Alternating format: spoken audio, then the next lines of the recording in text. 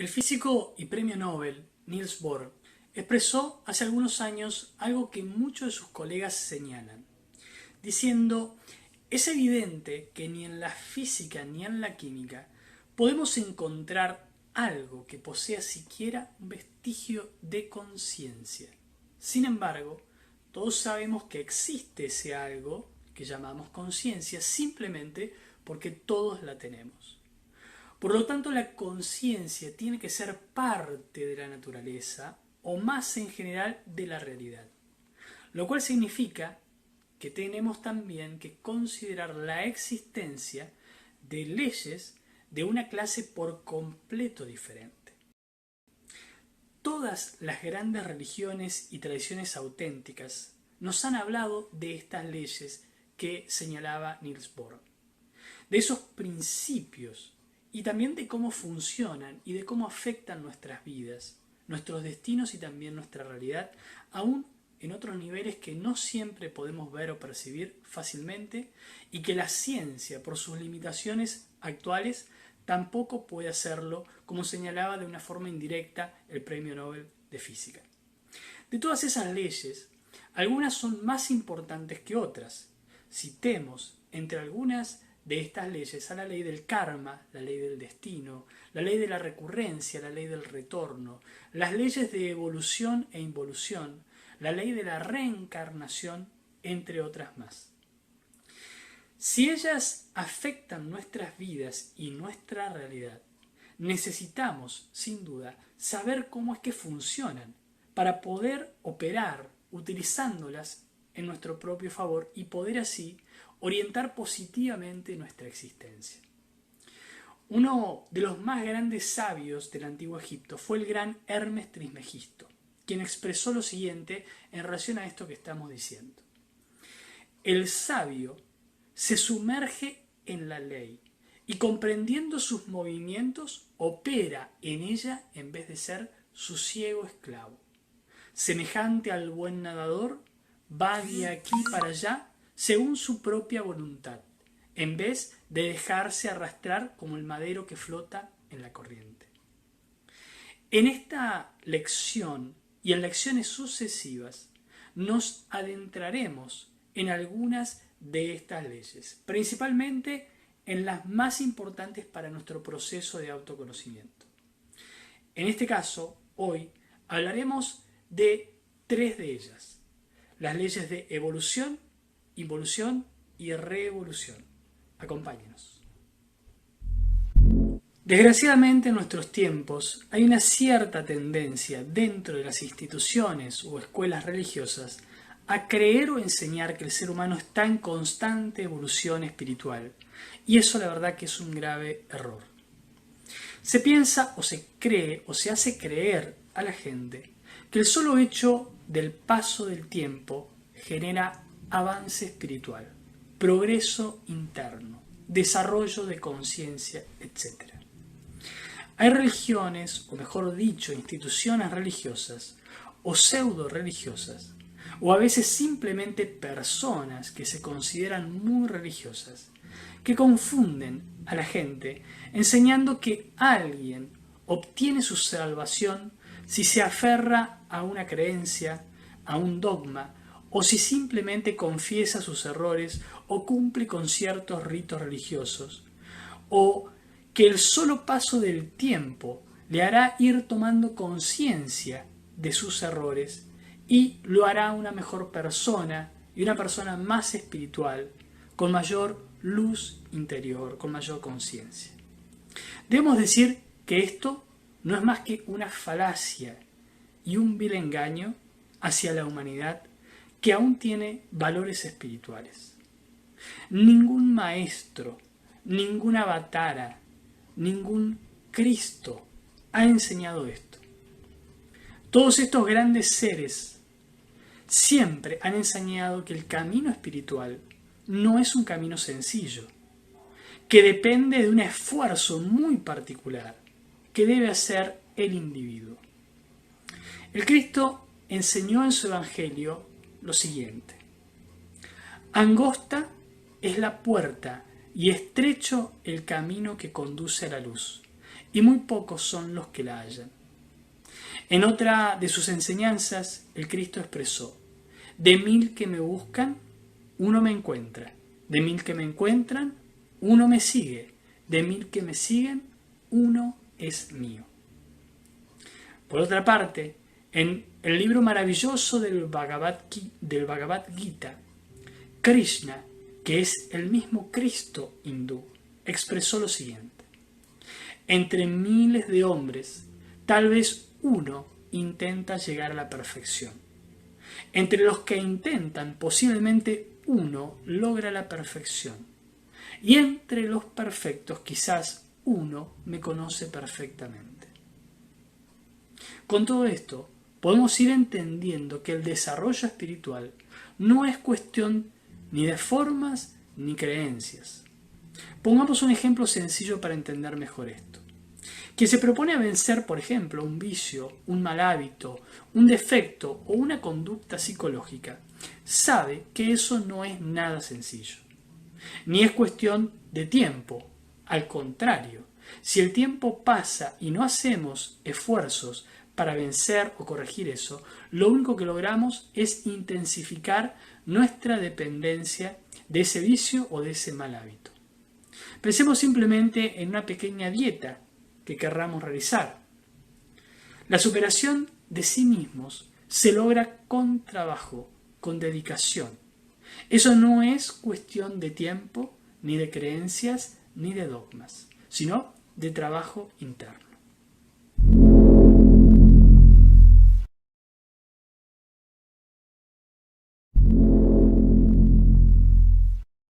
Estamos hablando de la primera de estas tres leyes, la ley de evolución.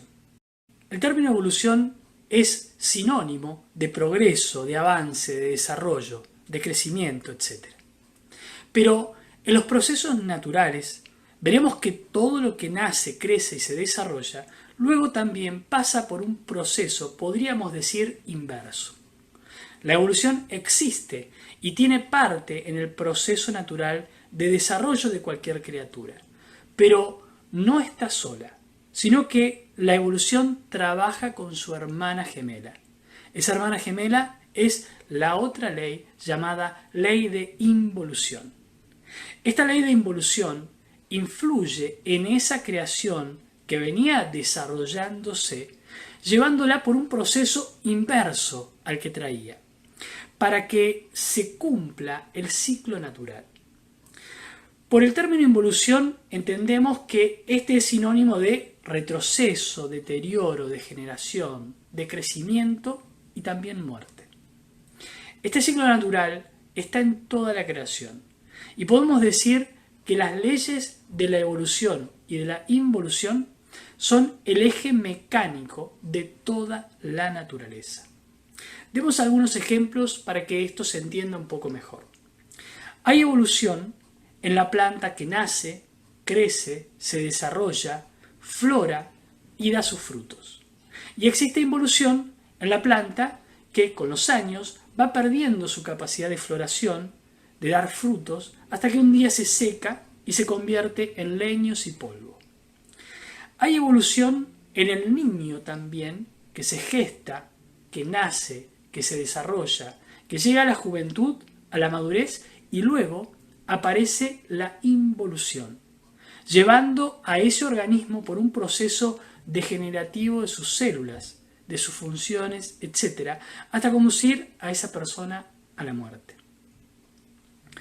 Hay evolución e involución en todo lo creado, en los animales, en la especie humana, como veíamos, en el reino vegetal, en los minerales también, hasta en las grandes montañas, en los imperios que han gobernado el mundo, en las grandes masas planetarias, en las estrellas y podríamos decir en todo lo creado.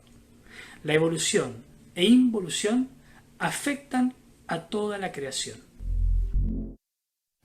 La teoría de la evolución de Charles Darwin es un claro ejemplo también de cómo la ciencia se ha enfrascado desgraciadamente en el dogma de la evolución, desconociendo por completo su proceso complementario, la involución, como lo decíamos.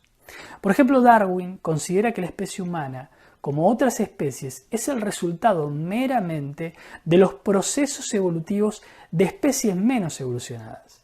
Y si bien eso ha intentado demostrarse una y otra vez, al día de hoy no solamente no ha sido verificado, sino que hasta se han falseado, desgraciadamente, evidencias con la intención de apoyar la teoría de la evolución. Y, lo que es peor, se ha descartado mucha evidencia que contradice a esta teoría, yendo en contra de la ciencia misma y de sus propios preceptos. Existe algo que se denomina filtro científico. Y esto es que si se encuentran evidencias que no coinciden con el paradigma establecido, simplemente se descartan y se consideran errores o evidencias que no deberían ser contempladas. De esto hay baúles y cuartos llenos. Y son tantos que hasta algunos exclaman que se han enterrado tantas evidencias como las que se han desenterrado, lo cual es impensado. Los científicos que intentan dar visibilidad a esto son desprestigiados por la misma comunidad científica sin siquiera dárseles la oportunidad de evaluar seriamente y con criterio objetivo sus hallazgos, solo por el hecho de ir en contra del status quo. El creciente número de casos y evidencias ha dado por origen a una nueva disciplina que ha tenido que bautizarse como arqueología alternativa, ya que ha sido imposible penetrar en los duros muros de la ortodoxia científica que busca cada día más aferrarse a los viejos modelos ya caducos y extemporáneos. Hay muchas pruebas de que la humanidad existió hace ya millones de años. Esto incluso se enseña o se ha enseñado en las antiguas tradiciones y que no que han existido como homínidos o como simios, sino ya como hombres tal cual como somos en nuestros tiempos, ¿sí? Incluso seres de mayor estatura, de hasta 3 o 4 metros, o incluso también de la coexistencia entre hombres y dinosaurios, cosa que no ha sucedido según la ciencia oficial. Citemos, por ejemplo, hallazgos concretos y de gran trascendencia. La gran arqueóloga Mary Leakey hizo hallazgos de unas huellas humanas en Tanzania datadas en 3.6 millones de años. O las huellas, por ejemplo, en el río Paluxy en Estados Unidos, donde una huella de dinosaurio está impresa sobre una huella humana, cosa que solo puede suceder lógicamente si primero pasa el hombre y luego el dinosaurio. Y además constatando la edad de las pisadas en unos 65 millones de años. También podríamos hablar de las huellas humanas halladas en Turkmenistán, en una roca del Jurásico de hace 150 millones de años, publicado por el periódico Moscow News.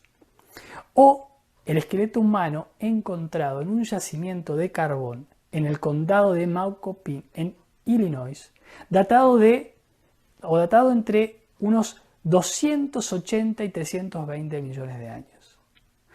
Todos hallazgos registrados oficialmente, pero desechados y sin explicación, o explicaciones que rayan la ridiculez, como las del profesor Burroughs, jefe del Departamento de Geología del Berea College, que ante algunos de estos hallazgos expresaba justificaciones como las siguientes.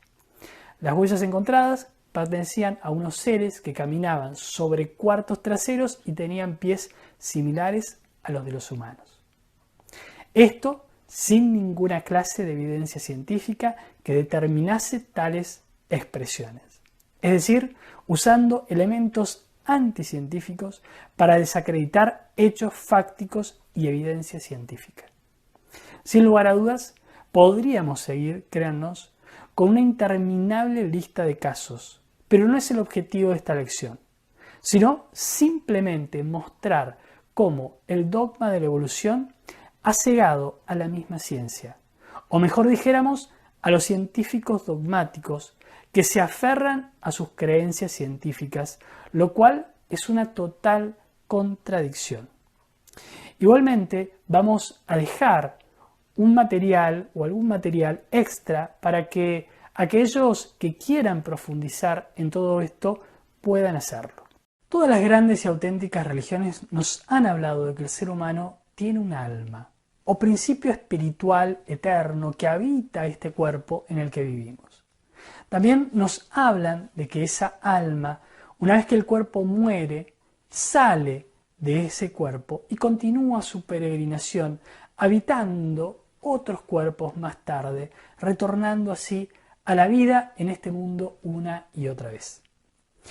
Esto ha tenido distintos nombres según las religiones y podemos irlo encontrando con distintos términos, como decíamos. Metempsicosis, por ejemplo, era el término para los antiguos griegos, o la transmigración o reencarnación en el hinduismo, y el samsara o la rueda del samsara para los budistas. La palingenesia era el término que le daban los antiguos cristianos y también otros términos como retorno, recorporización o renacimiento. Aunque en nuestros tiempos un cristiano no cree en la reencarnación, esto no fue siempre así, ya que en los primeros siglos después de Cristo los cristianos creían abiertamente en la reencarnación. Y los padres de la Iglesia, como Orígenes, hablaban claramente y abiertamente sobre ella. Desgraciadamente, como ha sucedido repetidas veces en la oscura historia del catolicismo, se hicieron alteraciones intencionadamente y cambios en la doctrina original del cristianismo. En el año 553 después de Cristo, le tocó su turno a la reencarnación, cuando fue declarada herejía en el Segundo Concilio de Constantinopla. Un concilio marcado por muchas irregularidades y realizado incluso a espaldas del mismo Papa. Así la Iglesia de Roma decidió entonces destruir todos aquellos escritos que enseñaban esta maravillosa doctrina.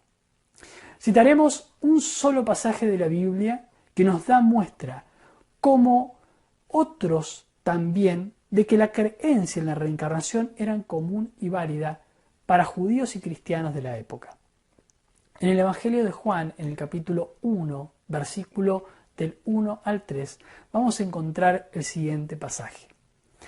Al pasar Jesús, vio a un hombre ciego de nacimiento, y le preguntaron sus discípulos diciendo: Rabí, ¿quién pecó, este o sus padres, para que haya nacido ciego?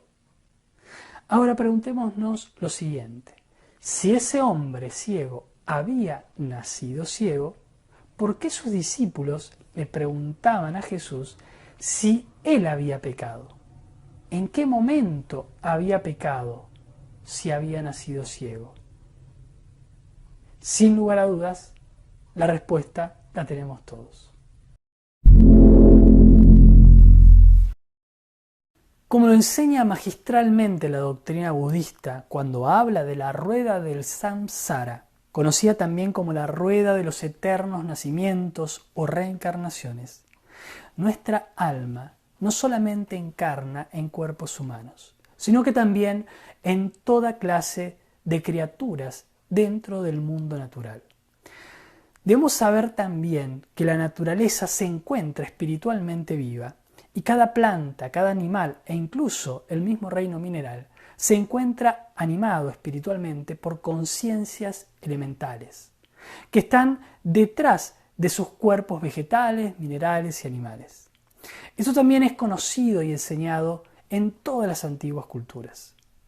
Nosotros, para haber llegado a este estado humano, antes debemos haber pasado por lo que se conoce como un proceso evolutivo, en el cual nuestra alma o conciencia inicialmente tomó cuerpos en los reinos inferiores. Comenzó en el reino mineral, luego vegetal y luego animal, antes de llegar a este estado humano. En cada reino, nuestra conciencia elemental, nuestra conciencia, que da vida a espiritual a esa naturaleza, va pasando por un proceso de aprendizaje. Debemos aclarar que esas conciencias elementales no se encuentran petrificadas o apresadas en sus cuerpos de plantas o minerales, sino que ellas tienen su libertad y pueden moverse fuera de su propio cuerpo y hasta algunas de ellas pueden ser incluso vistas. Ejemplos de estos son los famosos gnomos o pigmeos, que a veces son llamados duendes, y que aparecen en las distintas tradiciones folclóricas, o también las hadas, las ondinas, las nereidas, las sirenas que aparecen a las orillas de los lagos y de los mares. Todos ellos son almas que se encuentran haciendo una experiencia evolutiva, conociendo la ciencia que rige a cada reino natural.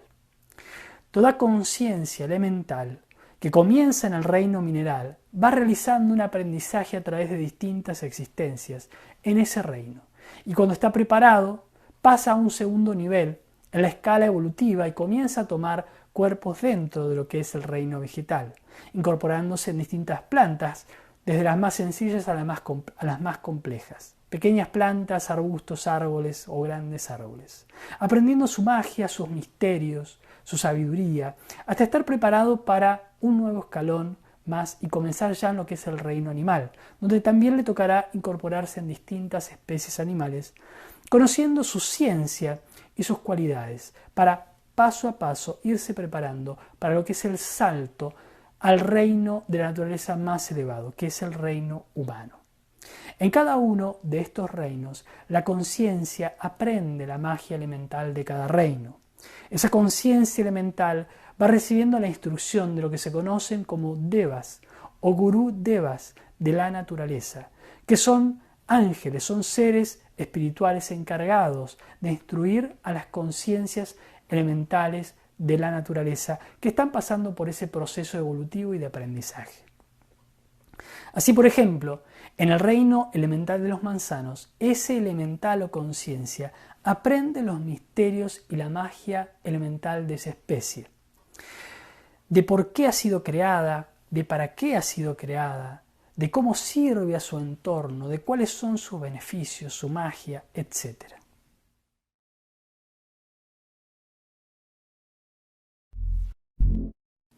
Una vez que esa conciencia ha ido evolucionando en los distintos reinos inferiores y ha cumplido su proceso de aprendizaje, comienza a incorporarse en lo que es el reino humano, tomando vida tras vida cuerpos de hombres y de mujeres. Y durante esta etapa se le asignan 108 vidas humanas, que los budistas representan maravillosamente en sus collares o en sus rosarios de 108 cuentas.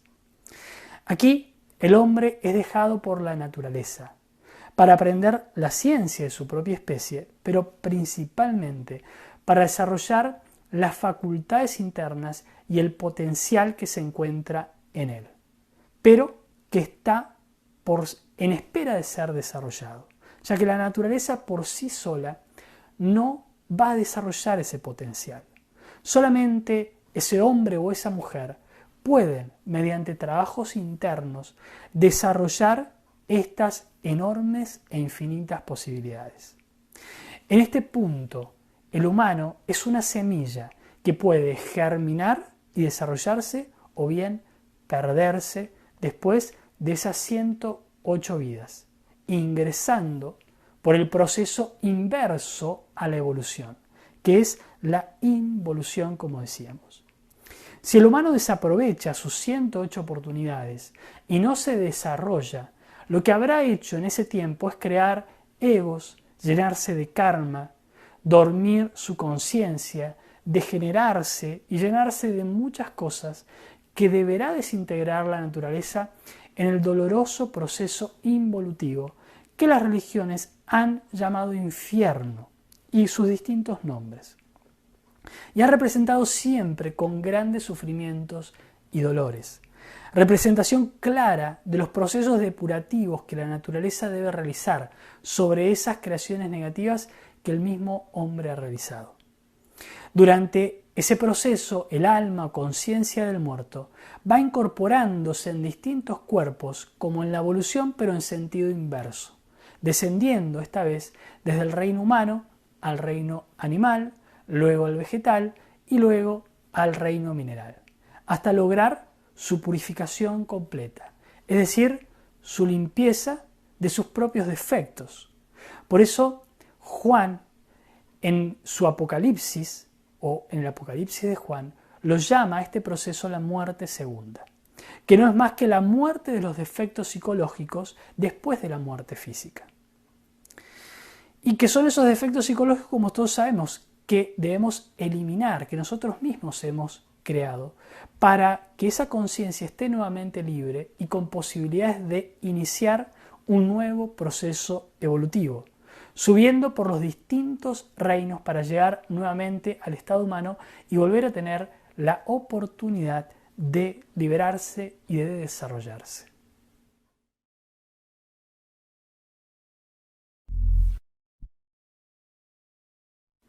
Cada vez que llegamos al estado humano, cada vez que se nos asignen 108 vidas, tenemos la posibilidad de desarrollar nuestro potencial interno.